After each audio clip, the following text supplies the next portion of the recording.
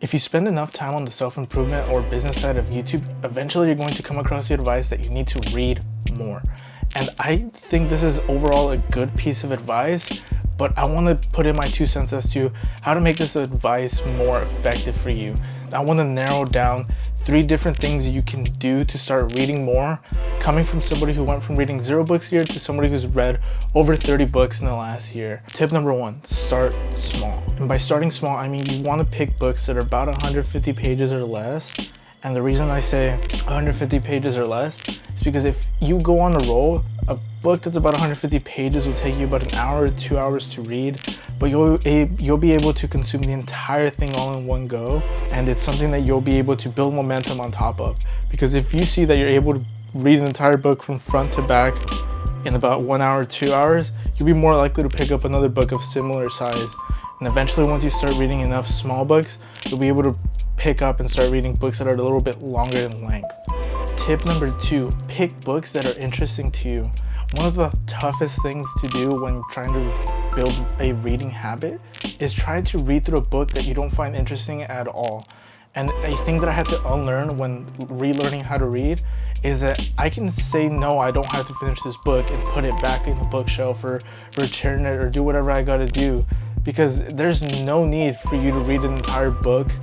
if you're no longer interested on the subject, or you feel like it doesn't relate to you, or for whatever other reason. This is something that helped me build this habit of reading tremendously, because once I started only picking the books that are interesting to me or relatable to the kind of things that I'm doing in life, in my business, or whatever it may be, I was able to read more of them because it was interesting to me, because it solved a problem that I was having now, at the moment. And that's what you must do if you're trying to build this reading habit. And lastly, one of the most important tips is you must make it easy for you to consume a book. And what I mean by this is you want to make sure you are always within arm's length of a book, because you'll never know when you're going to be stuck in a waiting room or waiting for somebody, or you have some downtime and you're not sure what to do and you don't want to waste it on social media, but instead you could be reading. And by making your books easily available to you, you'll be more likely to read once you start the habit of reading books that are interesting to you, as well as picking small books.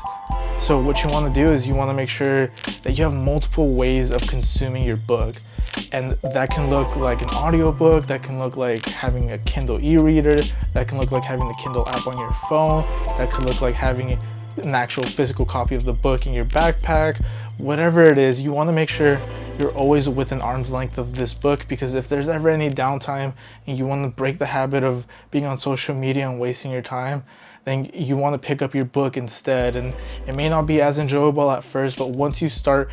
reading through a book and you start realizing the value that it's bringing to your life, you'll be more likely to pick up the book over the social media. So you want to make sure that if you want to make this a long-lasting habit, you want to make sure that you're picking enjoyable books, starting small, and making your books easy to consume and readily available to you at all times.